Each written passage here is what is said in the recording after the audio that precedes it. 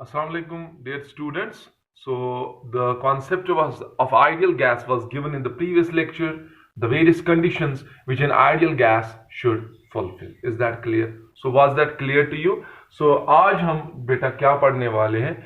Today we are going to study the assumptions, postulates of kinetic theory of gases of an ideal gas. Now हमें ये देखना है कि आपको पता है बेटा ये जो आइडियल गैस है how it behaves, real gas how it behaves.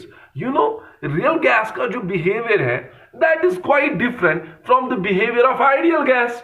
क्योंकि मैंने आपको बताया कि दुनिया में आइडियल गैस एग्जिस्ट नहीं करता है, लेकिन अगर आप एक रियल गैस को किसी कंडीशन के तहत रखोगे, like at high temperature and at low pressure, high temperature and low pressure, इस कंडीशन के तहत ये जो रियल गैस है it will approach, it will behave fairly और approximately as an ideal gas. Perfectly ये आइडियल गैस नहीं बनेगा, लेकिन ये अप्रोच करेगा towards, it will approach towards ideality. तो इसका मतलब क्या हुआ? So why we explain, why we go through this ideal gas, why we study ideal gas, what is the reason? क्योंकि आइडियल गैस को इसलिए स्टडी करते हैं क्योंकि रियल गैसेस को भी हम इसी कंडीशन के तहत से स्टडी कर सकते हैं, but there is a condition high temperature low pressure. अब इस आइडियल गैस का बिहेवियर कैसा है, हाउ इट बिहेव्स, अगर ये आइडियल गैस एग्जिस्ट करेगा then how it behaves, what is the behavior of the ideal gas. तो वो बिहेवियर हमें बेटा एक्सप्लेन किया by three physicists, Boltzmann, Clerk and Maxwell. तो इन्होंने ही जो काइनेटिक थ्योरी ऑफ गैसेस जिसको आप कहते हो, या assumptions of kinetic theory of gases of an ideal gas, वो इन्हीं तीनों ने डेवलप की है. तो व्हाट आर द एजम्पशंस और what are the postulates of this theory? Let us discuss them. So पहला जो था वो ये था that ये जो एक एक मॉलिक्यूल है ना बेटा, इसका each molecule is perfectly, यानी कि इसकी जो शेप है that is perfect, that is not irregular, it is regularly shaped, it is perfectly, it is hard and spherical in shape. So एक तो ये spherical है, और लेकिन कैसा स्फीयर है? It is a perfect sphere. There is no irregularity in this gas molecule. So ideal gas में जो gas molecules हैं, according to this theory, these gas molecules are perfectly hard spheres. So they are also hard. Hard भी है, rigid भी है, perfect भी है और spherical भी है. Is that clear? So this is the first point of theory of ideal gas. So second point, अब इससे क्या होगा? जब सारे gas molecules perfectly spherical hard spheres हैं, तो अगर आप एक गैस मॉलिक्यूल को स्टडी करोगे, किसको स्टडी करोगे? एक गैस मॉलिक्यूल को, as if you have studied the whole gas.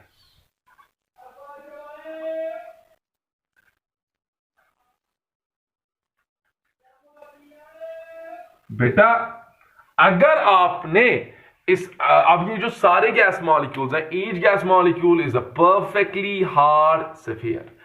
Now अगर आप एक गैस मॉलिक्यूल को स्टडी करोगे, जैसे कि आपने पूरे के पूरे गैस को स्टडी किया, जैसे केमिस्ट्री में आप पढ़ते हो carbon family, nitrogen family, oxygen family. So if you carbon के, जैसे कार्बन को अगर आपने स्टडी किया, if you study carbon as if you have studied it is whole family, it is whole elements which lie here. समझ आ रहा है? जैसे कार्बन के नीचे सिलिकॉन आई थिंक आता है. So if you have studied carbon as if you have studied silicon also. If you have studied carbon, as if you have studied the whole family of the carbon. If you study nitrogen, as if you have studied the whole family of nitrogen.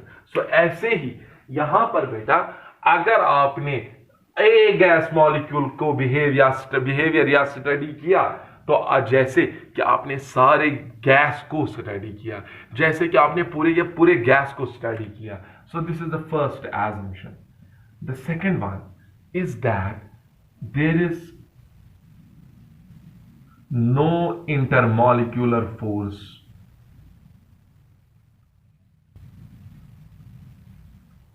between them.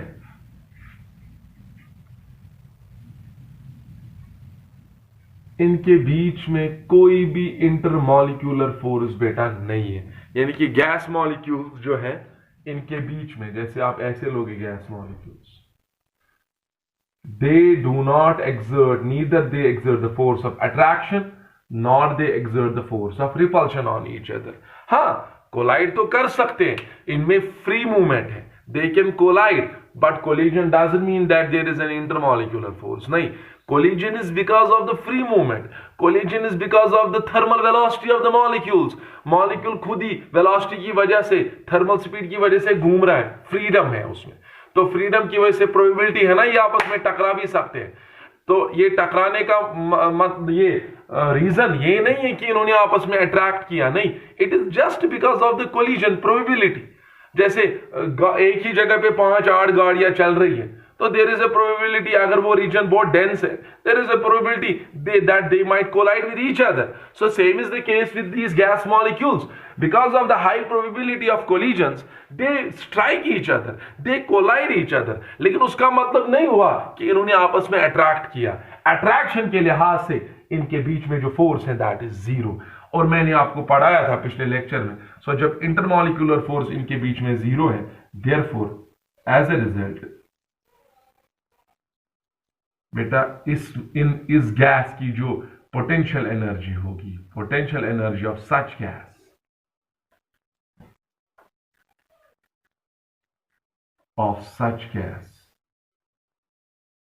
is always equal to 0.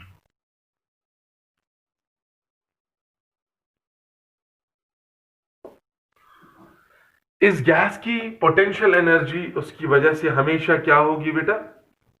0 होगी. Now उसके बाद बेटा तीसरा postulate,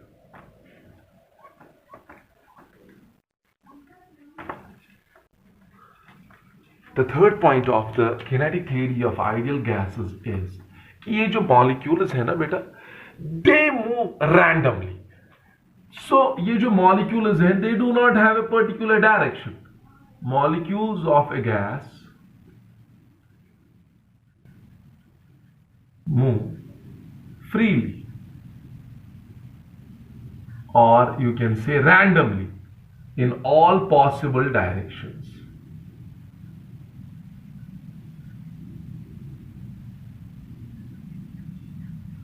In all possible directions.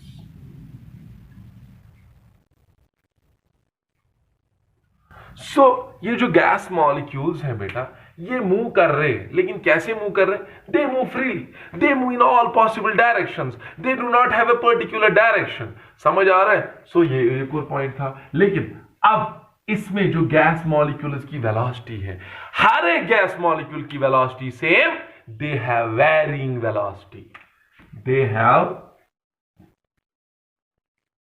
Varying velocity.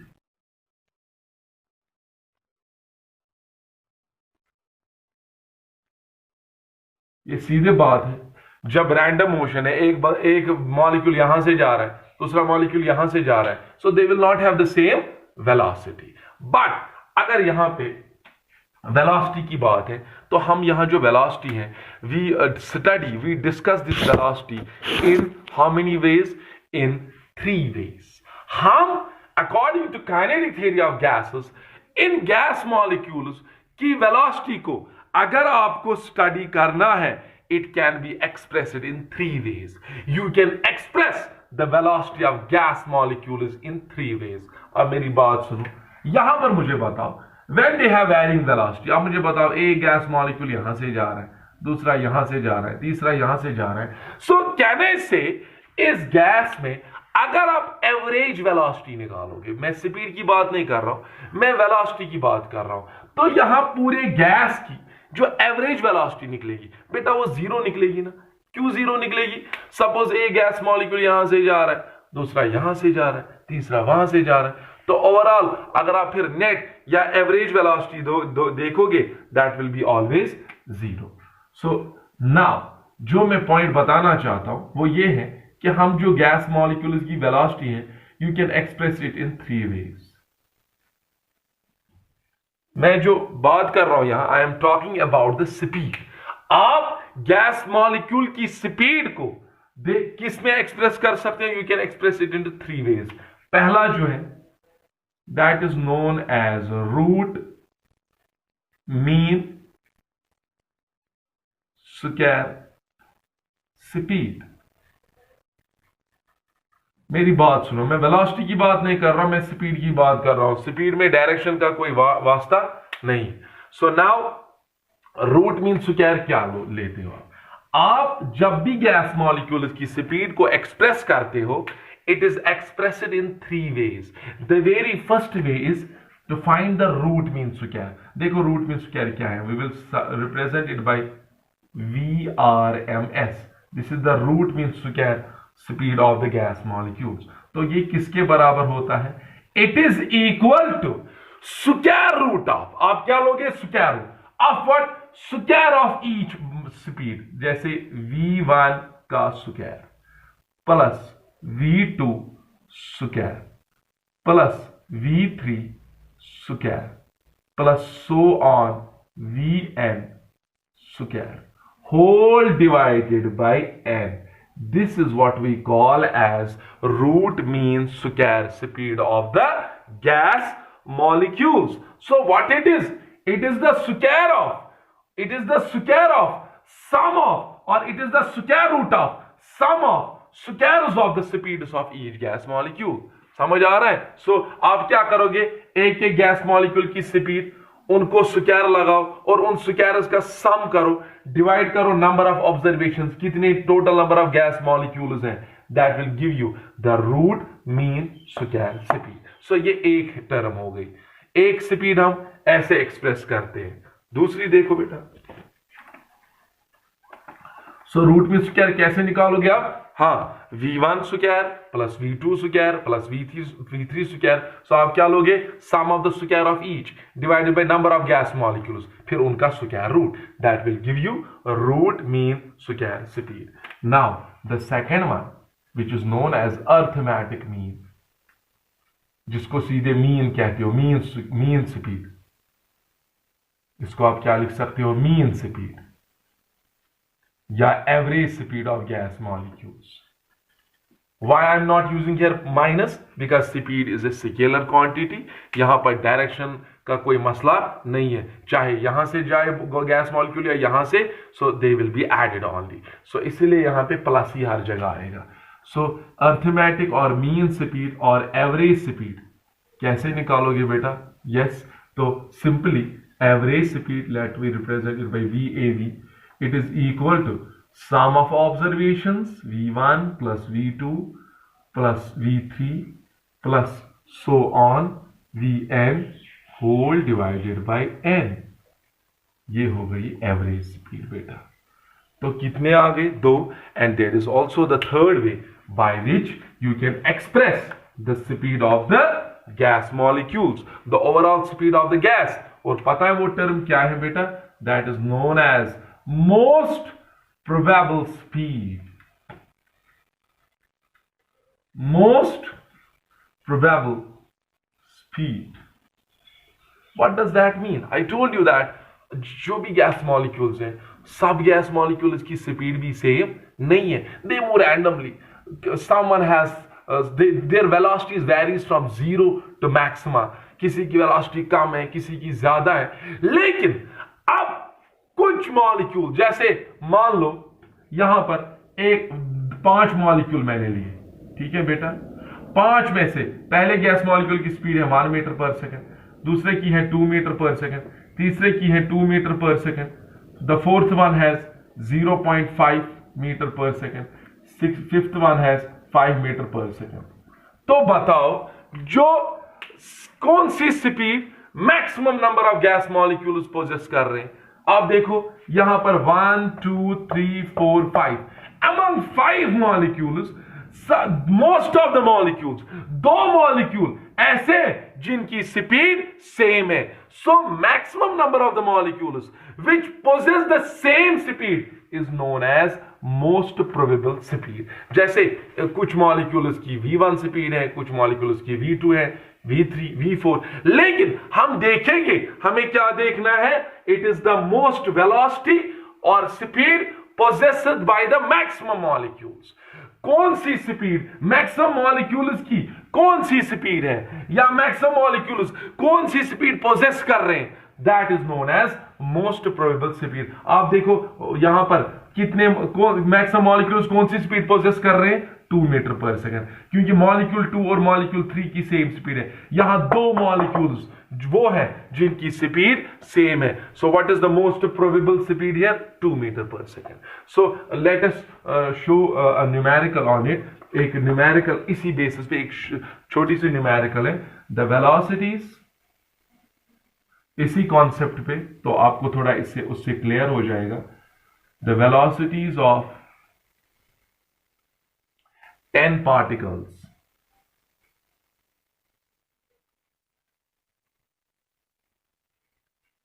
of a sample of gas molecule, a sample of gas molecule, of a sample of gas are 8, 1, 4, 4, 4, 4, 7, 7, 6, 5. So these are 10, 1, 2, 3, 4, 5, 6, 7, 8, 9. Okay. So find the average speed,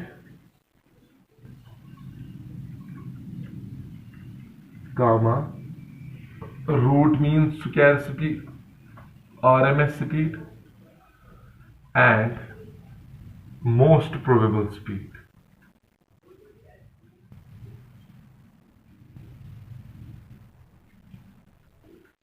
So फिर से बात सुनो। So there is an assumption of kinetic theory of gases that gas molecules move with a varying velocity. Someone has one velocity, someone has some different velocity. But now अब मैं क्या देखना चाहता हूं, ओवरऑल एवरेज में क्या velocity है। वो ओवरऑल वैल्यू निकालने के लिए, उस पूरे गैस की वेलोसिटी निकालने के लिए, we can express the velocity of gas molecule in 3 ways. पहला क्या मैंने बताया, रूट मीन स्क्वायर स्पीड। दूसरा कैसे निकाल सकते हैं, एवरेज स्पीड, अर्थमेटिक। तीसरा most probable speed. So you can express the velocity of whole gas, speed of whole gas in terms of 3 terms. 1 root mean square speed, second average, third most probable. So यहां question है, ये पहले solve करेंगे। हर एक देखो यहां gas molecule की स्पीड सेम है नहीं। So according to kinetic theory they possess different velocities. So पहले क्या निकालनी है, average speed. You know we average कैसे निकालते हैं, sum of observations divided by number of observations, arithmetic mean. So क्या लिखोगे, v1 plus v2 plus so on Vn whole divided by n। तो ले लो बेटा, v1 कितना है, 8 plus 1 plus 4 plus 4 plus 4 plus so on. So you can do it है। So average speed निकालना, निकलेगी ना बेटा। देन और क्या निकालनी है, root mean square. Root mean square के लिए क्या करना है, शाबाश, Vrms is equal to square root of sum of the square of individual velocities. So वो भी निकालना आएगा ना।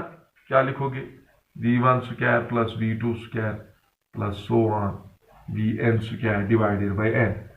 तो इनका स्क्वायर लेना फिर।